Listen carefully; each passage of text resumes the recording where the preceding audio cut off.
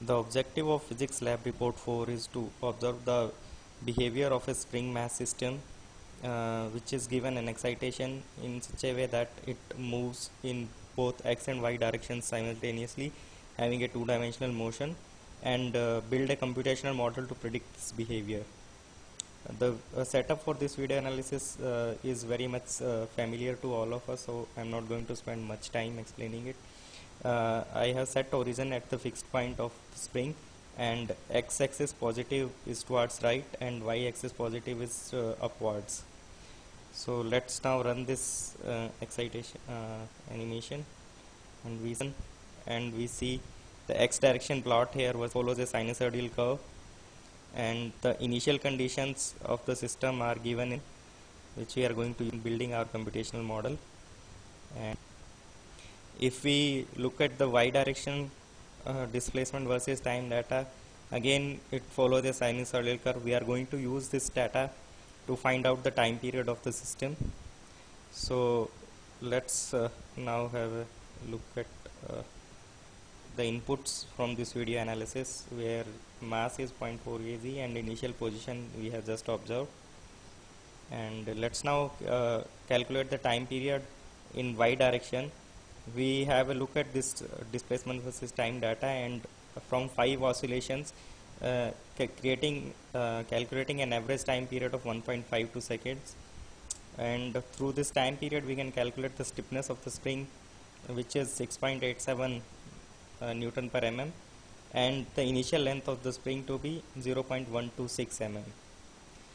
And if we look at the y direction x direction time period, again we do an averaging of 5 oscillations, and we find out the average time period to be 1.65 second, which is slightly higher than the y direction time period.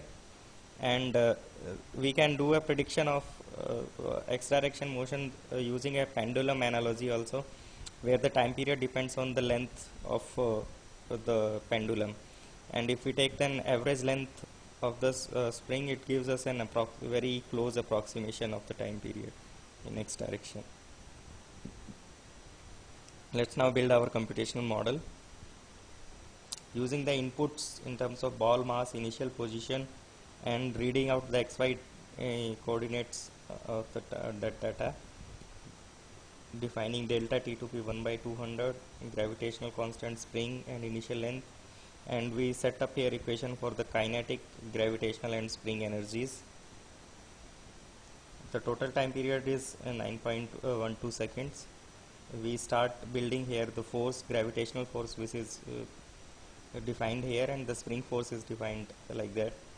The net force is gravitational force plus spring force, and using Newton's second law we can calculate the velocity of the ball at time delta t later using this equation. From this velocity we can update the position, and then we can update other vectors and kinetic energies quantities. So we are going to have this animation in the terms of spring force, gravitational force, and net force in our display window.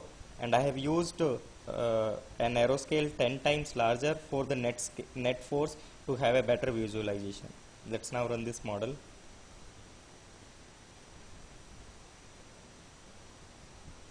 And we see that the initial perturbation was set.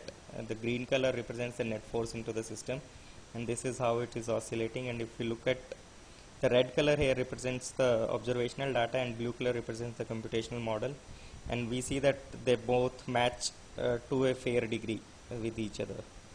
Now if we rerun our model, the energy plots as an output, I have already set up the model. Let's run this and see how they behave.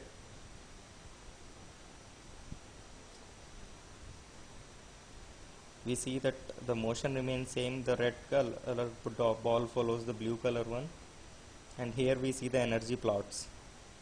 Here the red color represents the gravitational energy, which is a constant because of the gravitational force remains constant throughout the time period of our observation.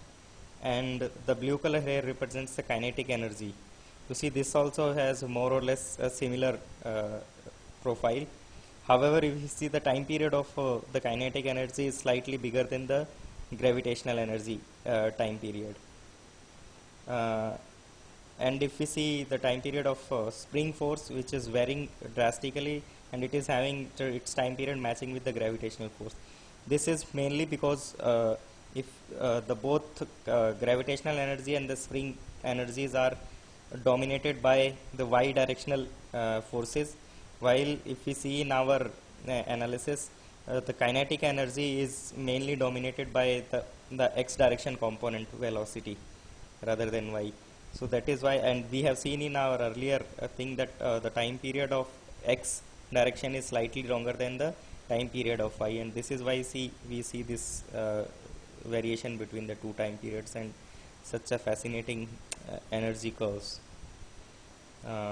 This is all from me. Thank you very much for listening.